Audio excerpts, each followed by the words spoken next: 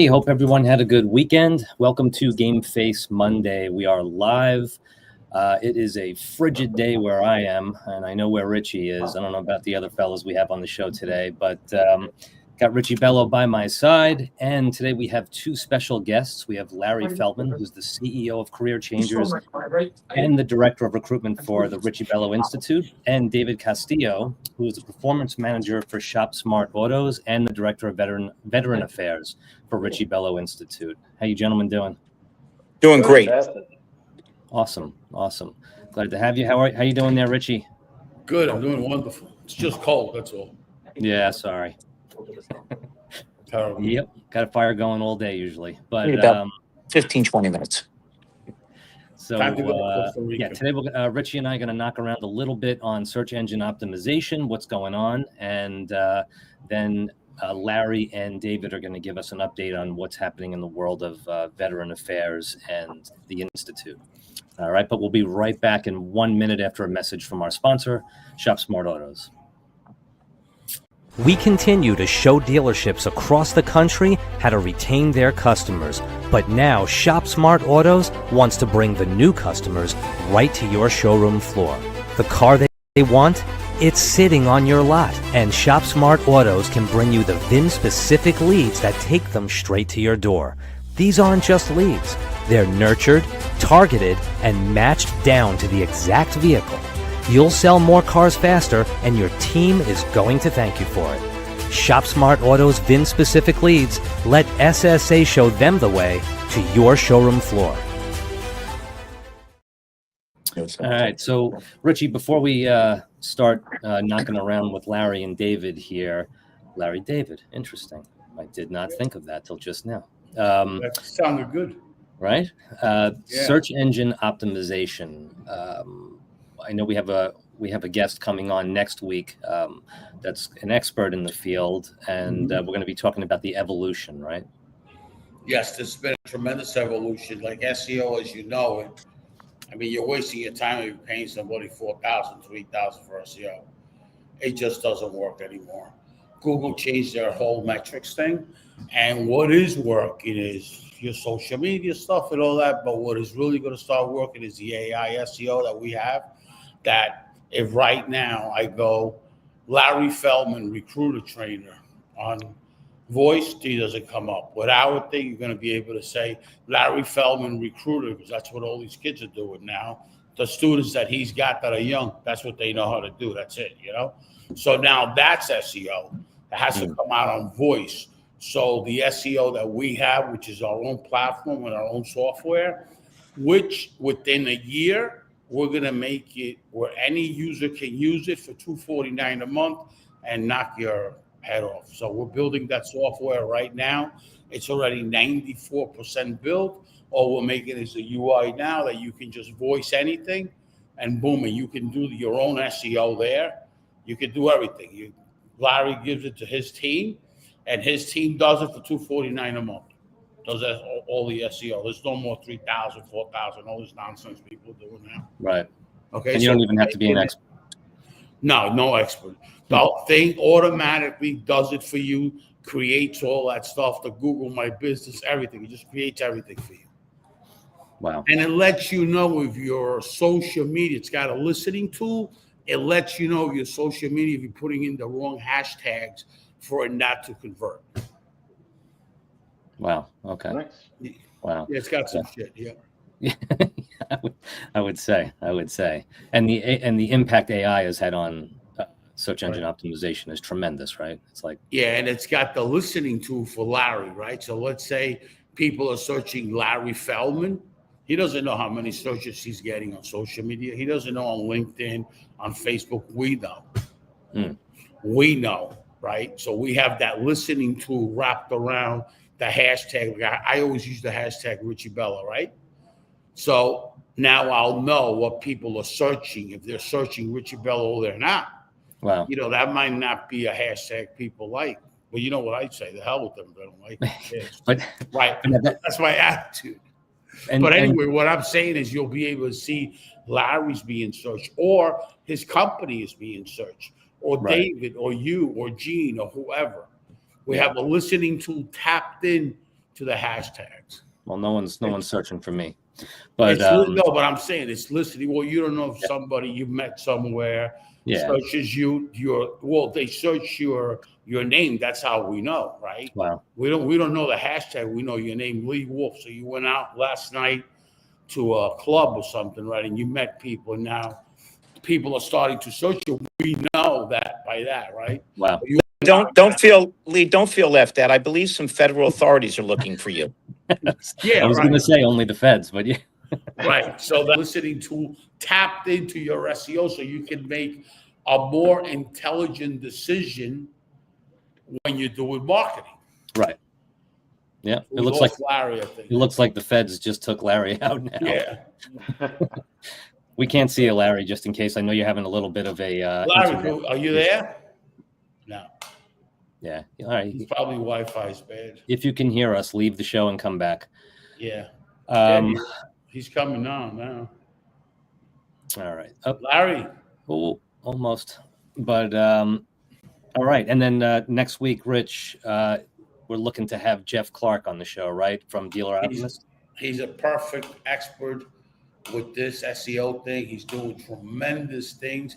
And it's an ad network that they, an ad tech. He's amazing what they've done. Well, right. I mean, Jeff Clark is the most amazing human I've ever met. What he has done with that company, and this is like the third or fourth company that he's just scaled like crazy. The ad tech world is really big for him. He really knows what he's talking about. So I'm excited to see him here because I haven't seen him in a while. I'm excited to see him on the podcast. All right. And moving on.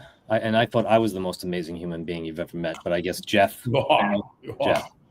Okay. Just want to make sure. Keep in mind the federal authorities desire you. I don't know if they're looking for Jeff. You have your exclusivity. You're the one that disappeared out of nowhere. We thought they got you. But so Larry, explain a little bit about your background with recruitment, career changers. Well, obviously, since you can't see my picture, it shows that my expertise does not lie in technology like Richie's does. After I sold my dealership, I've had a recruiting and training company for the last 13 years. For the last few years, I've been involved with Richie as far as finding veterans jobs, getting them landed. Any country that doesn't respect and honor its veterans is not really a country. So I'm extremely excited to be involved in this and do really, really good work to help these people get landed and get their dignity and get the jobs and get them rolling. So if any dealers are out there and they need salespeople or they need managers or they need techs or they need motivational training, I'm here. But I'm really excited today to talk about what we're going to be able to do to help the veterans in this great country.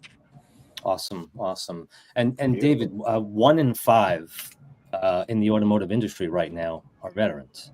Right. And I'm just going to put you on the spot. I didn't even tell you we're going to discuss this, but I always ask the question. I feel like it's obvious the answer, but why? Why do you feel veterans are so attracted, or why is the industry so attracted to veterans? One thing is veterans do like, for lack of better words, a little bit of a hectic and very active environment. So just being in the automotive, you may be, depending on where exactly it is you're working, it's something new can come in every day. If you're in sales, you could be, handling different situations with different customers. If you're in finance, figuring out which banks that would approve a certain loan. So it's a lot of moving parts, and I think veterans do get attracted to that. They like to keep busy. They do feel like they're putting a lot of their heart and soul into it, and it's something they can be proud of. And just like hey, David, can I jump in as a former dealer? Absolutely. I can tell you what attracts dealers to veterans: discipline. These are people that have really, you hear these tired metaphors. We go to war. No, these veterans have really gone to war. So they look at things in perspective. Where we have a guy that doesn't buy a car, we're miserable for 3 days. These guys are just glad they're in one piece and they haven't been shot. They have a better discipline and a better focus. And that's why every dealer is glad to have veterans, and why we're so excited to get people with that focus and discipline moving along. Agree, Richie? Absolutely. I agree. And I also got to say this, what do veterans like about going into the dealer space? The one thing is veterans are used to structure. They go in, they're 17, 18 years old, and they have to go through training every day. They go boot camp is one thing. You get beat up there. But then after that, David, as well as you know, at 7 in the morning or 6, you do the gym thing and you do the walking and you do the military exercise, by the way. And then you go into roll call. Roll call is a group of people doing training. So they're used to training, right? And in the car business today, there's a lot of infrastructure. Don't get confused. It wasn't like that. When I started in the car business, they told me, this is an up sheet. That's a customer. You know who you are, a salesman. Go get them, Tiger. Okay? No training whatsoever. Here's the pen. Here's the guest sheet. Boom. I was 19 years old when that happened. Okay? There was no training. Okay? Non-existent, because the dealer was not that sharp. He thought that if he trained people, what am I going to do? Set people up for the next guy? No. What do you want? Your on-staff trained people to take care of your customers? Who cares if they go somewhere else, right? So then the whole evolution came in. Do you agree, Larry? 100%. You know, a problem we have in life, and a lot of dealers have, but it's in most businesses. We don't think long term; we think short term. Right. One of the classic things, David, that anybody that's trying to sell training is the owner or the GM says, well, what if I pay you to train these guys and they leave? How about if you don't pay me to train them and they stay? Then what do you have? Yeah. Right. Right. Right. And Yeah. so as far as training, I'm just going to make a Hold on, Richie. A guy just asked me if I know Lee Wolf. He's got a badge. I'm denying I ever knew you, Lee. I don't want to get you in trouble. So I'm just going to say this. It's just an announcement. So we have a location in Georgia for vets. I have a facility right that you're looking at. This is the facility of the beach club, right on the water, smack on the water. The room holds up to 150 audience, right?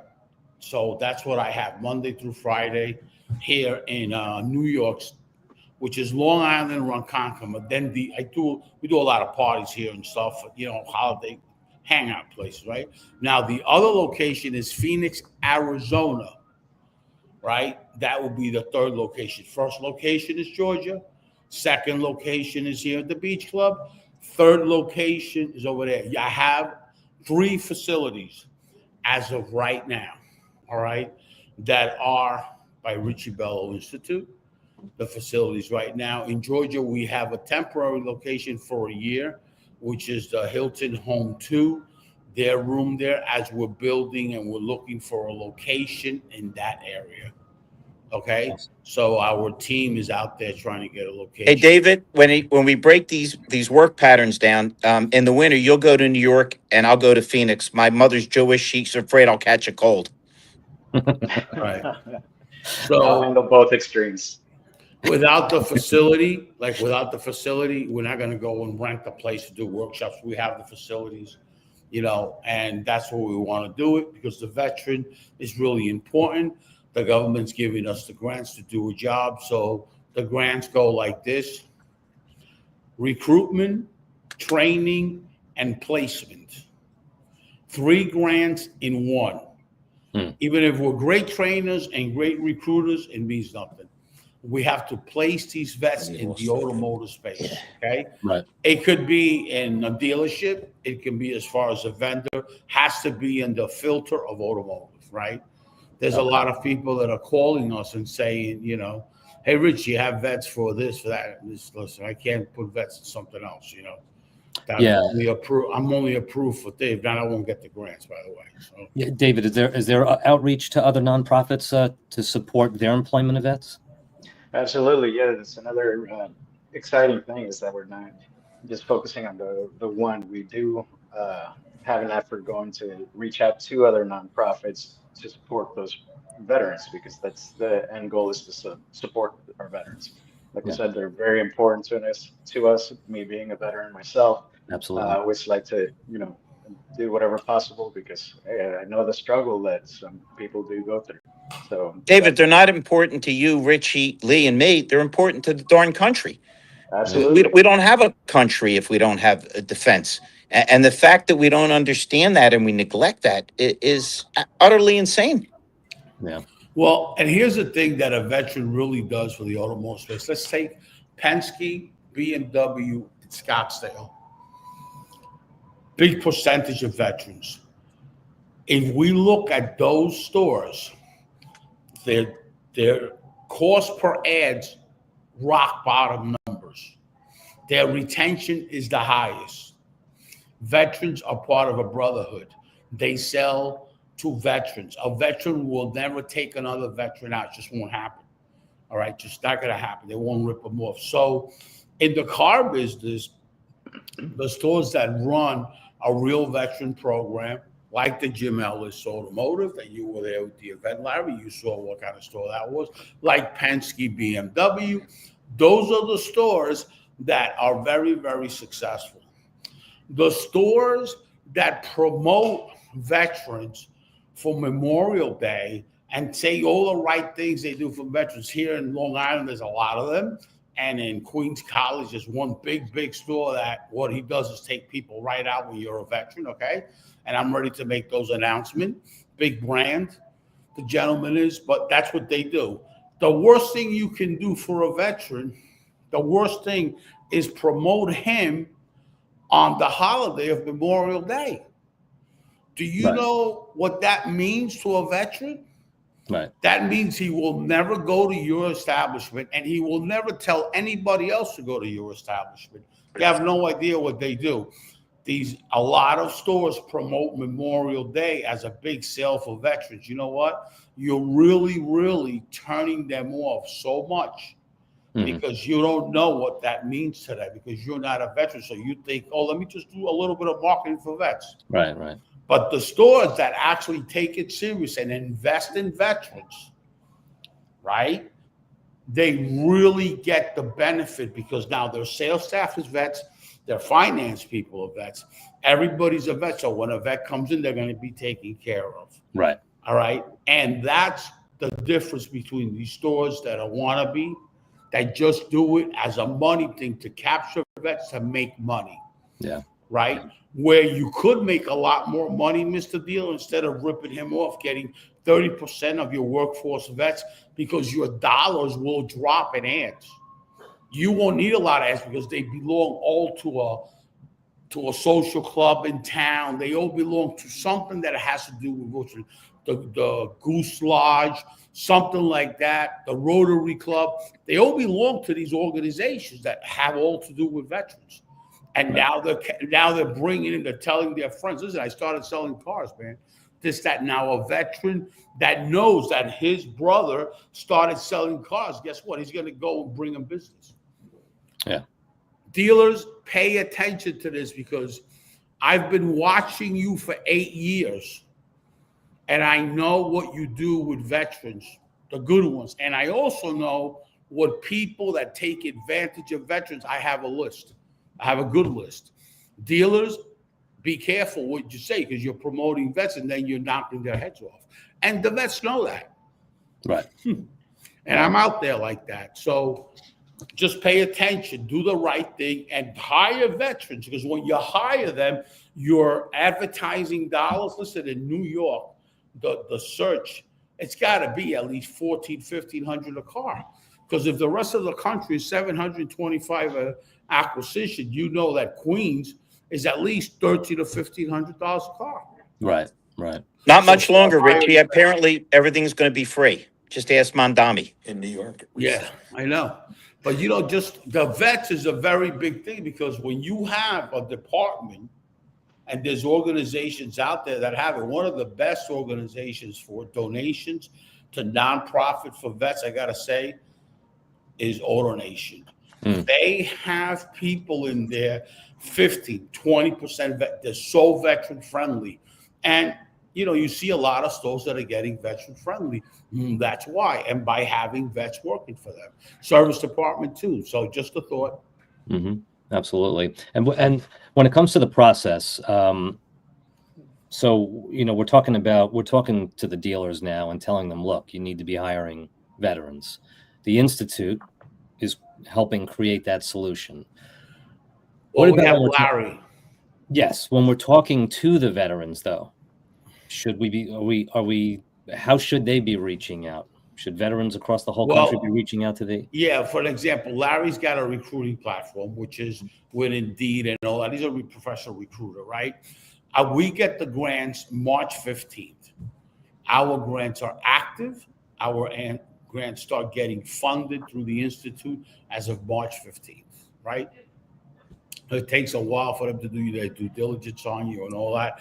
Make sure that it's really a nonprofit, and make sure that I pay my dues and I pay my tax, everything. It's a nonprofit. Yeah. So that's what it is. So when the grants come in, Larry starts, promoting it. Probably before then, we'll start paying for some ads and test the market. I would like to test the market. I would like to definitely test the market here. But I would really like to test the market in Georgia, because as Asbury Automotive is very big with vets, very big. And they're always looking for veteran help. So I would like to test the market in Georgia and in New York. That's where I would like to tell Larry, hey, Larry, let's do a run here, a test. Yeah. Right before March, and let's see what happens. And Richie, I'm in wherever we want to start. To me, not taking care of your veterans is the equivalent to people that complain about the government and don't vote. Right. And if you're not willing to step up, then just step off. Right. And let me just say this, the relationship that I have with Larry, when I met him, it was all about vets. I saw an ad that said veterans, whatever. And then I went to one of his events. I wanted to really get to know him at a personal level and find out more about him. So at a personal level, I liked him a lot. At a business level, I liked him a lot. But the biggest thing, what I really liked about him, how he is for the veterans, how he's really for the veterans. He's not looking for the veterans just as a profit center. Yes, we are looking for that too. But of course, we're looking to help the veterans, because if you can help the veteran get a job and at the same time earn a few dollars for helping the vets, that's all plus. You see, I'm not shy to say that I'm going to make money on the vets, but I'm going to put them in a great industry, in a great career. From there, they're going to scale, and it's government funded. It ain't like the vets giving me money or a dealership's giving me money. I'm doing all the right things here. The only one that is giving us money is the government, because, Larry has to train, and all the trainers have to train. They all have to make a living, but we're not going after the vet to hit them over the head and charge them $2,000 to learn an industry. Right. We're not doing that. We're doing the right thing by our vets, putting them in an industry that's going to last them a lifetime. The reason that people get into the car business and make a career, I made a career out of it, right? Since I'm 19 years old, right? And I know plenty of people have made a career out of it. And the reason is because in the automotive sector, a dealership is one thing. Now you can become a vendor. That's a whole different animal. Then you can work for a data company if you want. You can work for a warranty company. You can work with the industry is so big. You can work for the OEMs if you want. Mm-hmm. The industry is such a big scope. That's what I liked about the industry. What made me right away become a quick vendor, real fast, real quick, with the Nicholson Group, was that I saw a sales manager at 55 George at International Honda get abused and get fired because he was already, the owner told him, you're already losing and it's time for you to go. Mm-hmm. And the next day he fired him. Okay. So I says, I don't want that to happen to me. Get thrown out when I'm 55 or 56. That's when I might have a grandkid, or I might need more money at 55 or 56 than I need at 25. Okay. Mm-hmm. So when I saw that, I said, oh no, time for me to be a vendor or something. I wanted to stay in the automotive space because I know it's a very big industry. When you look at the scope of it, it's huge. Right. It's one of the biggest industries there is out there, So it's a big industry, so you can grow in different areas. So take Anthony Angola. Anthony Angola is one of the best trainers in BDC that I've ever met. He doesn't come from the car business. He was a trainer in the hospitality business, right? And he brought that into the automotive space, and he's great. He does great things. He's a veteran and one of the best trainers. Take a gentleman like Lou Ramirez. Unbelievable what they've done. They train on a lot of different things, sales, but they train you on marketing too, because they're tremendous marketers. So you got these vets that are in the car business and some are not, that are one of the best of the best. Yeah, and Larry, David, I'm assuming too, in most cases, dealing with your average citizens here today and trying to train them and get them ready for the auto industry, and training a veteran that comes out with, basically you do what you're told, right? So it must be an easier process, I would think, right? To train these veterans and get them ready, right? I'm sure the process is even a little different. Yeah, I mean, just like every other citizen, you're going to have to give us a why, quote unquote. But once we're locked in, we're locked in. I mean, like it was mentioned earlier, we're very mission oriented, very disciplined. So once we see the end goal, hey, it's full steam ahead. We're going to try to learn every piece of it. We're going to put our best towards it, and give you the results you're looking for. Right. Like I said, But we got to put effort in with everybody. But it's so fulfilling to help somebody that served their country. It's just it's a double good whammy. Yeah. Oh yeah, without a doubt. I just know the training of the mind of your average person, when it comes to like probably one of the toughest things in the industry, I would think, from my experience and what I've heard from owners and actually being on the floor. Even when I was new to sales, it would blow my mind that I would make 200 or 300 phone calls in a week and people wouldn't make 20. And they'd be like, why aren't you following up? And these were, they were 20, 24-year-old, 25-year-old kids that just were like, I know you said to do it, but I just don't want to have to make those calls. And Lee, it's more the church than the army. Many are called, few are chosen. You got to have people that want to actually do something and accomplish something, and anybody willing to put on a uniform and serve their country and possibly get injured or give up their life. We're gonna find a little more discipline and focus for them. Hey guys, I got to jump. David, it was so good to see you. I gotta say something before you go. One person that's really backed up Richie Bello and Richie Bello Institute, her name is Lisa Copeland. Lisa Copeland was in the car business. She went into real estate with Grant Cardone and all that, and she's always helped out Richie Bello, and she's always helped out the Institute tremendous. So I want to reach out to her and say thank you, Lisa. I so much appreciate you. She's a very good friend, and she's always been there for Richie. So that's all. All right. I'm out, guys. Stay healthy. Richie, can't wait to get rocking. Can't wait to see you again, buddy. Take care. Catch up with you, Larry. Take care. You got it. And so, Richie, we have one other big thing going on. I know we've mentioned it a couple of times, but your book, is it Ignite Your Might? Ignite Your Might. Ignite Your Might, which shockingly, you're getting into, I'm surprised you're getting into a little bit of your personal story. Yeah.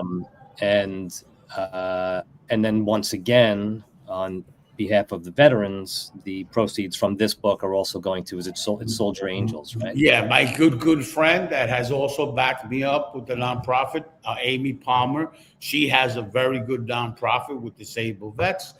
And Amy Palmer is a really good friend of Richie. She's always helped me with the whole Washington going back and forth, calling people up. So, yeah, so that book, I'm going to donate the funds to Soldier Angel, Amy Palmer. Awesome. Surprisingly enough, I do have friends. I don't even know how, but I do. I'm shocked. Yeah, I'm shocked. I'm shocked too. Well, David, anything else you wanted to add to the mix here on the Institute before we get rolling? Just excited to keep going forward, really getting those vets where they need to be, and just improving lives all around. So I'm just very excited for everything, and thank you guys for the invite to the show. Yeah, and thank you for Of course. Thank you for your service to our country.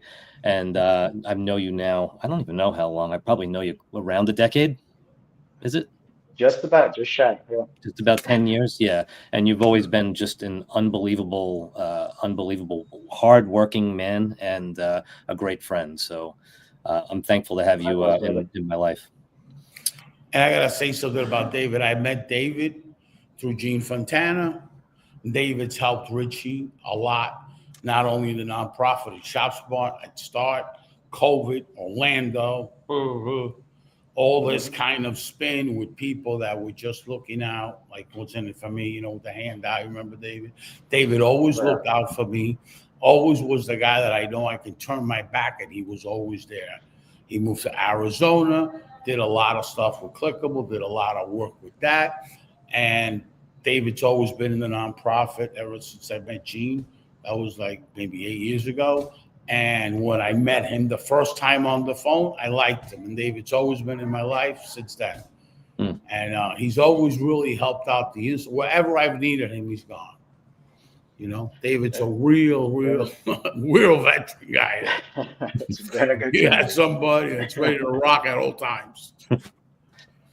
Well, all right, gentlemen. Thanks for a great show, and thanks to everyone out there who's watching and listening. And we will definitely be back next Monday. All right. Thank you, David. Thanks. Thank you, guys. Bye bye.